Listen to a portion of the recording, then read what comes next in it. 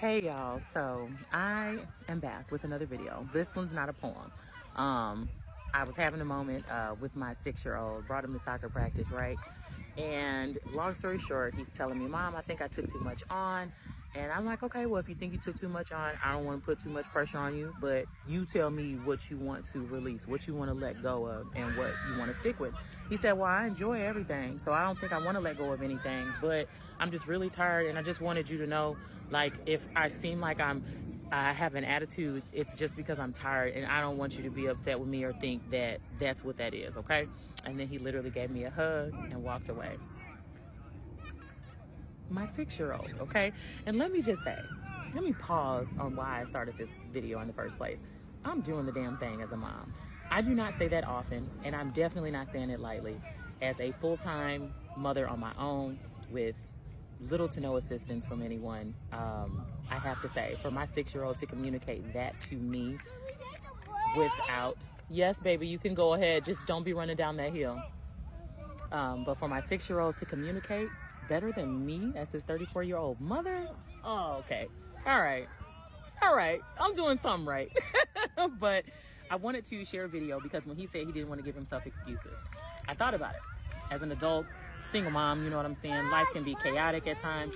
And whatever, I'm gonna talk about me. I can operate with excuses sometimes like, oh, I was so tired, that's why I didn't do the dishes. Operate with grace instead. And I know that's a little thing in comparison to some of the things that we go through as adults, as parents, and all that stuff. But just in that minor situation, you know, that's something that has happened, you know, sometimes. And it's something I don't like. I don't like dishes in my sink. When I'm going to bed, I want my house clean, okay? I want dishes washed and at least in the sink drying or put away.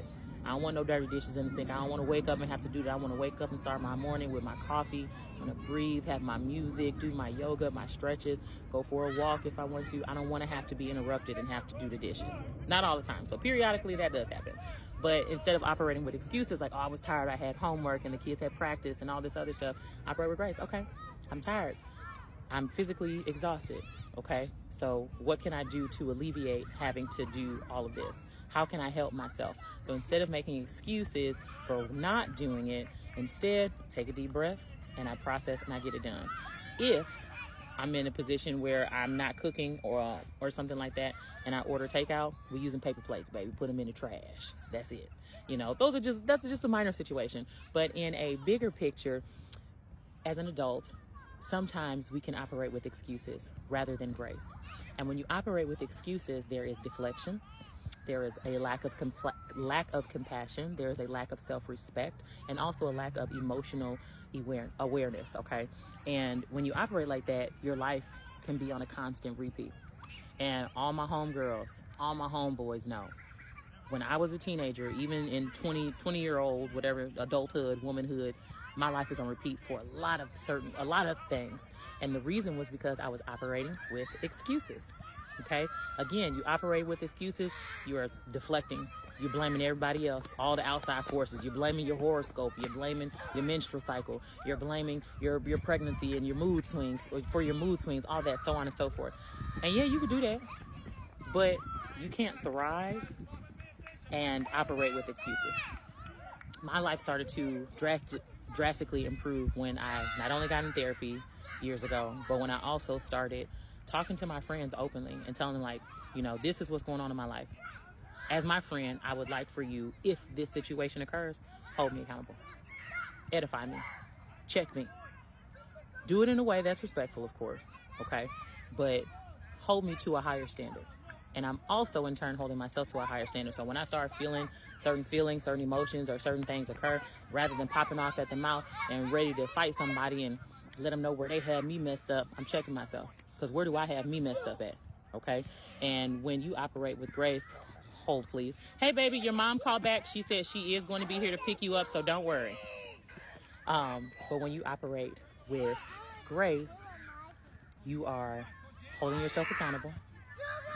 It's not about the external forces. I did what I did. I said what I said, and I was wrong. I messed up.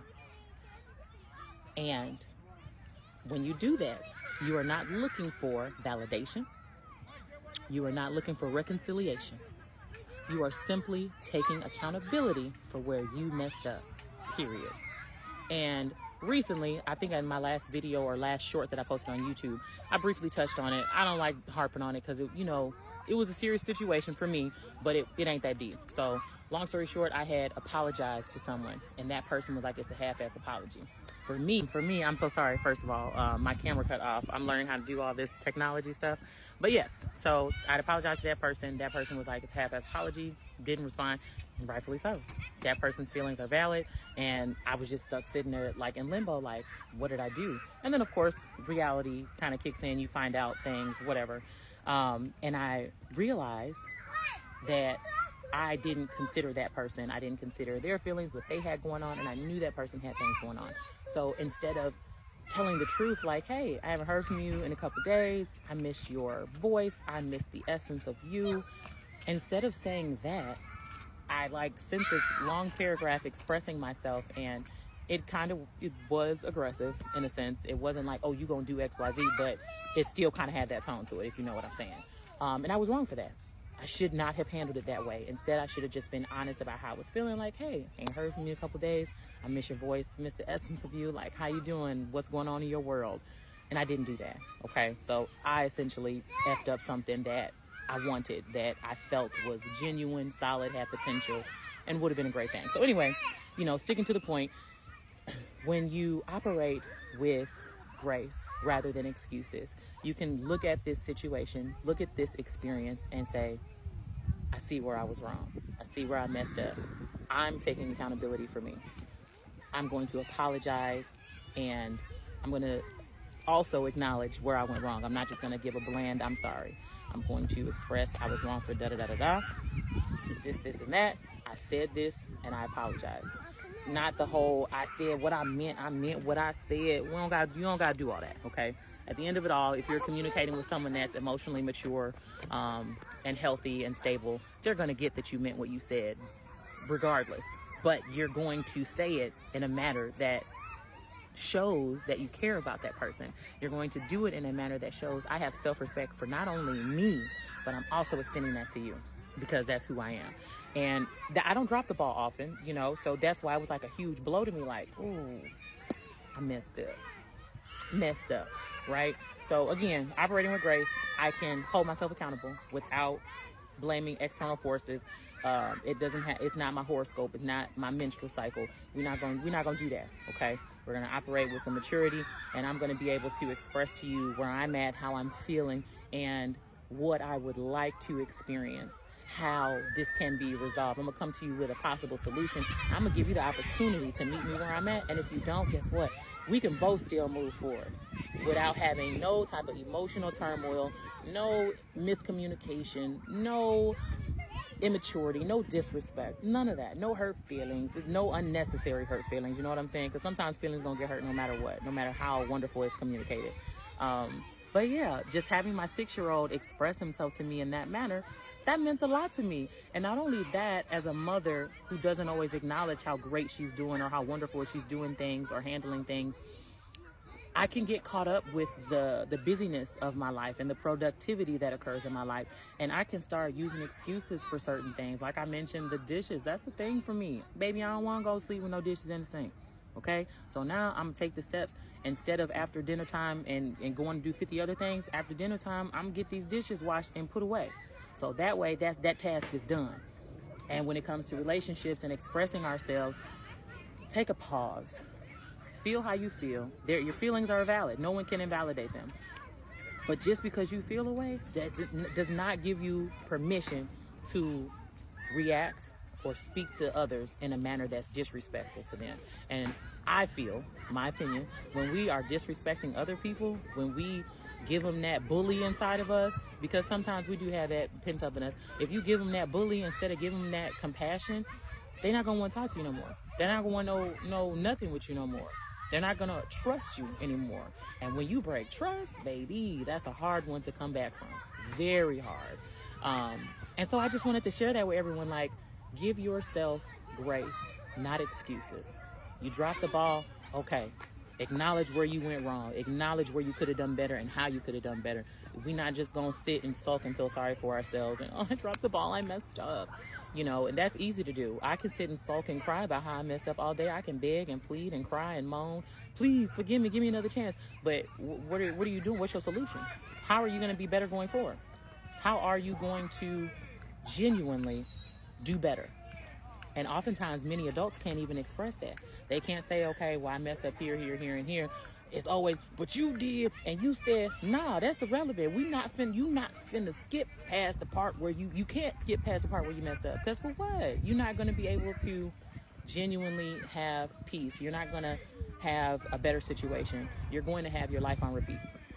And who wants that? Unless it's a beautiful life. That's what I'm trying to get to. That's what I'm striving for, improving my life as a whole across the board. And again, you know, these situations that occur in our lives, for me at least, because again, I don't drop the ball too often when it comes to certain things. And that's because I've been very intentional with therapy. When it comes to my romantic life, I've never been able to be a soft woman. So I'm learning as a single woman, I got to embrace that softness now. So that when I do meet a man that's coming up and loving on me and giving me the vibes, giving me that essence of him, like that uniqueness to him, and he's loving on me, that switch ain't gonna flip.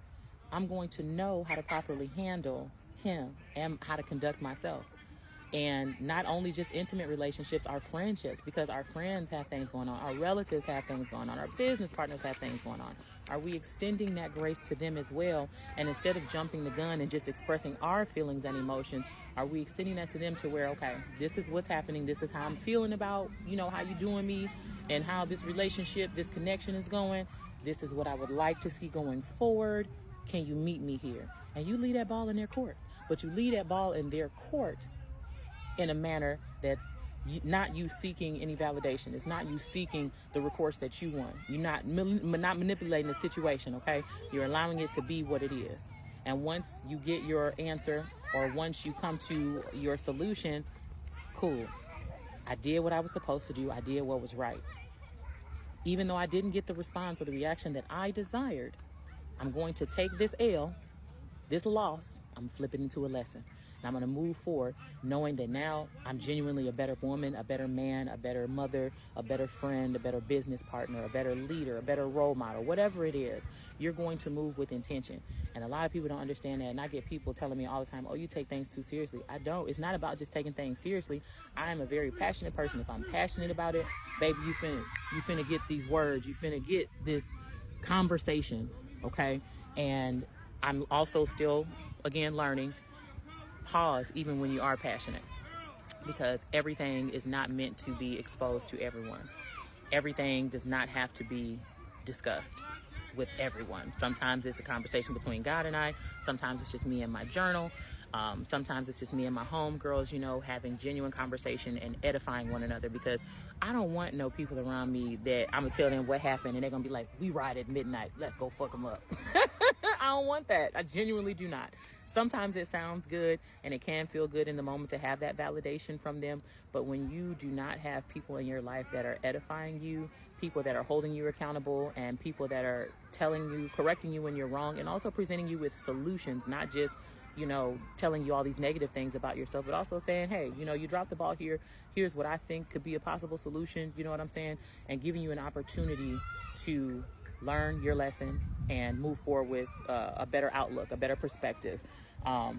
You're just not going to get anywhere, and your life is going to be miserable. So if you have people like that around you that are coddling you, that are not edifying you, that are not speaking up about things that are happening in your life, then you might you might want to reconsider your circle. So as Maher said, not going to give myself excuses. I'm going to give myself some grace, some compassion, some self-respect. I'm going to put some respect on my name, and I'm going to make sure I put some respect on the people that are around me. You know what I'm saying? Because they deserve that too. I love my mom. Thank y'all for watching.